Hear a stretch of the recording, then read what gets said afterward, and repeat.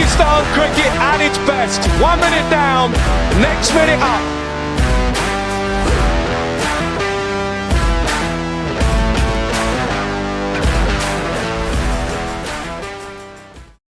Thanks very much, everyone, for joining me once again. My guest today is playing a very important role in the development of Asian cricketers in the United Kingdom, doing some fantastic work for the South Asian Cricket Academy. He's the managing director and co-founder of SACA, which is as I say, the South Asian Cricket Academy.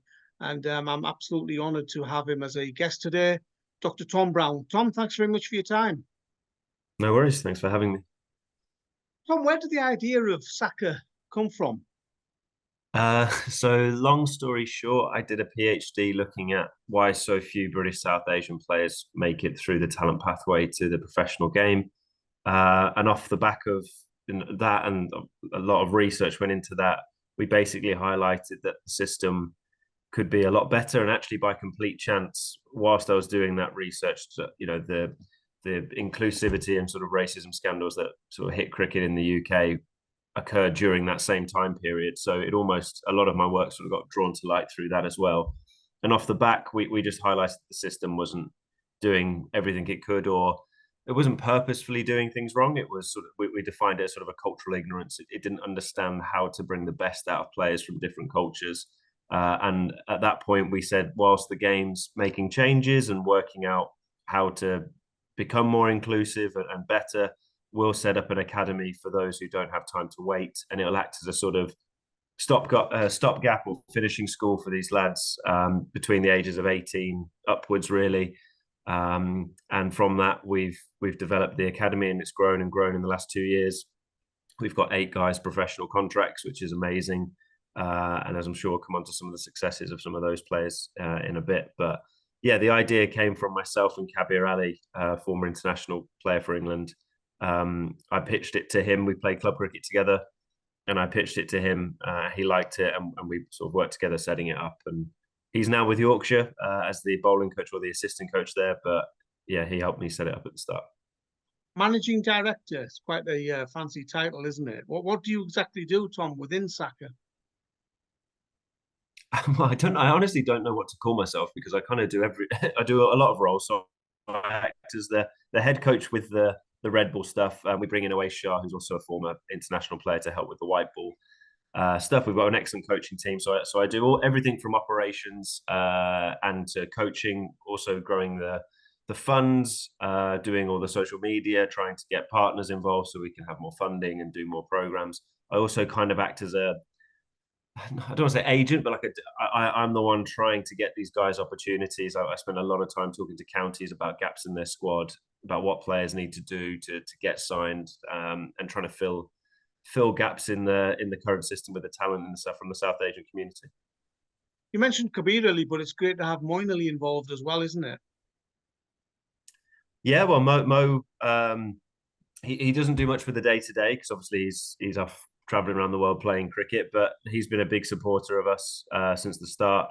Moeen and I know each other through his family, so through Kabir, through Kadir, his brother, who I worked with a lot, who's now the assistant coach at Worcestershire. So yeah, having guys like them involved, Rash also as well up north, it just means that we're getting some wisdom from the very best in the game. Where were English counties going wrong for SACA to be actually needed? So basically, at the moment, we've got quite a subjective talent system. So if you make it or not is dependent on someone's ability or someone's assessment of your ability. And then when we analysed the characteristics that you were looking for in a player, they were sort of heavily favoured towards sort of white British, privately educated players, not from a cricketing point of view, but from a sort of social and a behavioural point of view. And that's why I said before, we labelled it as sort of a cultural ignorance, that certain things like eye contact is different in different cultures. So in Western culture, you might make eye contact with a coach to show you're being respectful, whereas in South Asian culture, that might be a sign of challenging and disrespect. So you might look down, but if you don't know that, then you think the guy's not respecting you. He's looking down at the floor and he's not answering any of my questions, etc. So, I mean, there's a whole heap of that type of stuff that effectively, we're now working really hard towards trying to make the game more objective. So we're doing more research into talent ID and development, as well as trying to learn how to get the very best out of different cultures. And we obviously all know about Kashif Ali's 200s recently for Worcestershire in the county championship, which is a fantastic performance. You mentioned about 8 players playing in county cricket now that have come through SACA. Maybe you could give our viewers some of the other names and which counties they're at. Sure. So going in order, the next one was Andy Amid. So Andy is now signed at Somerset. He's done fantastically well in the 50 over comp last year. He scored 3 back-to-back hundreds. I think they were back-to-back. They were 3 in at least 4 innings. It was quite quick. He got a big 180, and he actually got called up to the Scotland squad as well, which was excellent off the back of those performances. Then we've got a lad called Zainul Hassan, who's opening the batting at Glamorgan at the moment. We've got Jaffa Chauhan, who is a leg spinner from Yorkshire. He's from London, but he's signed at Yorkshire. And he was actually, he went from playing club cricket to he was picked up as a wild card in the 100 last year. So he's gone literally from club cricket to the pinnacle of the domestic game within less than 12 months, which was a fantastic success story for him. Zaman Akhtar, a fast bowler from, he's again from London way, Cambridge, but he is signed at Gloucestershire. He was clocked at 90 mile an hour last year, so he's really exciting. Arafat Boyan, who is at Kent, and he took forfeit on first-class debut against Surrey, which included 3 England players, Ollie Pope, Will Jacks, and Ben Folkes. So again, really exciting from him. And then Hassan Azad, who was signed at Northants, who is another opening batter. You mentioned a number of counties there, and I noticed that some of the counties play matches against SACA to probably, look at that talent and what's available to them. Are you still facing some obstacles from some counties, though, in terms of recognition and whether they want to get involved in signing players from SACA? No, the counties have been amazing. I have to give it to, and I always say, if they don't open the door, then there's no point doing what we're doing. They've been excellent in terms of providing fixtures and putting out second 11s. There was a risk that they saw it as a bit tick boxy, and they put out like an academy side just to please people from a press point of view. But we've come up against England players in our games. Like we've played against Ollie Stone, Tymal Mills, Ravi Bopara. They use us as a competitive fixture, which is excellent, and that means it's all the more commendable to the players who do well that you're doing well against the very best in the country. You're not just scoring runs against tick box exercises, etc. So that's it. I also forgot when naming the graduates that Yadi Singh's just been signed at Worcestershire. So please don't. I don't want that to go out there. I didn't mention Yadi at Worcester, who's a fast bowler. Now, you mentioned obviously male cricketers, but you're also working with female cricketers and coaches as well, aren't you? Yeah, I've got to be honest with what we're doing with the female is that my research was into the men's game, and quite rightly. So my partner's a professional female cricketer, and I did a lot of coaching in the female game. So I'm quite well sort of connected in the female game, and I really understand there's an issue there. But I wanted to do it justice by not just saying, well, we're doing this for the men, let's make a copy and paste job and do it for the women as a tag along. So we're funding some new research into the women's game to basically understand exactly what are the specific problems for the women, rather than, just this is what we're doing for the men and we'll do it for the women. So Isha Gua's foundation or charity, called Take a Lead, are partnering with us on that.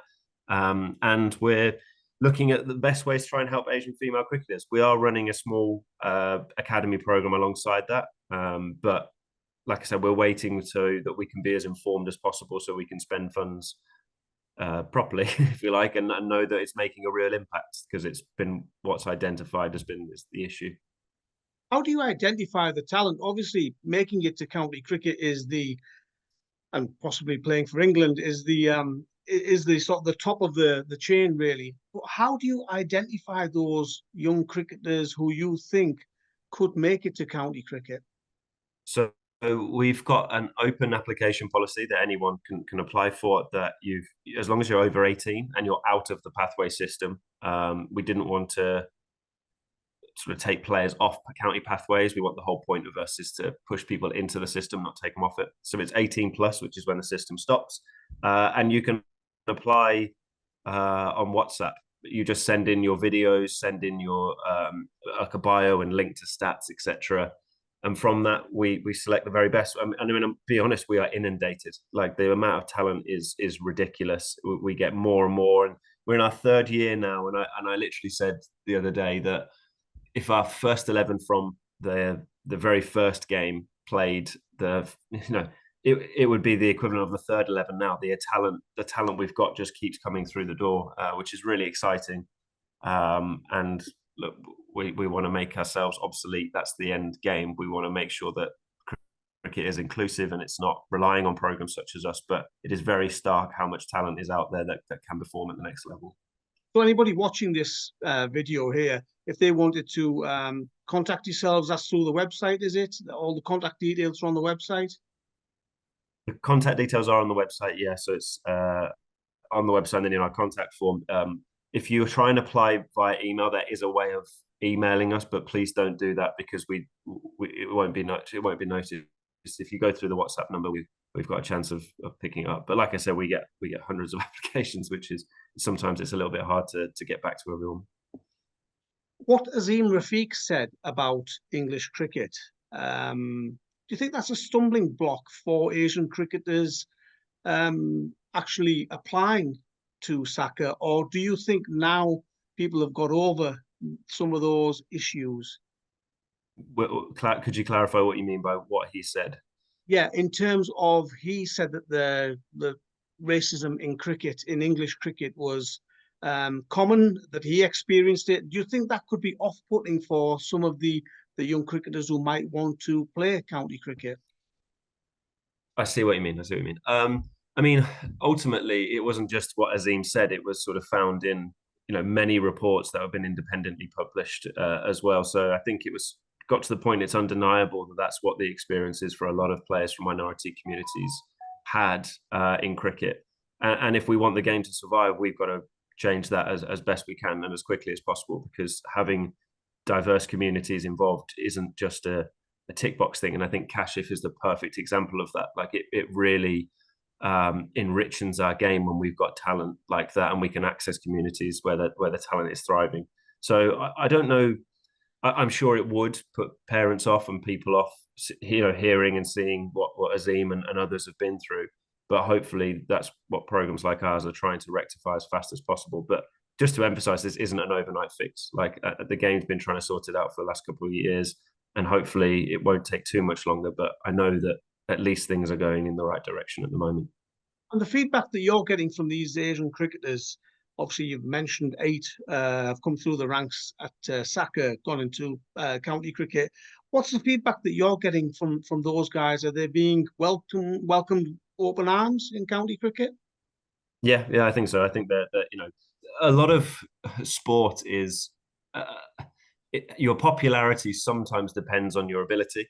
That if you are good, then no one cares where you're from or what you do. Then you're respected. Maybe respect rather than popularity is a better way of putting it. So I think, like I said, all those 8 players, I was able to give examples of how they've gone into a first 11 cricket and done well. So they aren't seen or felt of as tick box exercises because they come straight into first 11 cricket and perform. So yes, when talking to them, they're having really positive experiences and they're very thankful to of the opportunities they're getting. Any upcoming talent that we should be aware of who are in the pipeline for counties, or can you not reveal their names? I mean, the problem would be getting me to stop naming them because there's so many.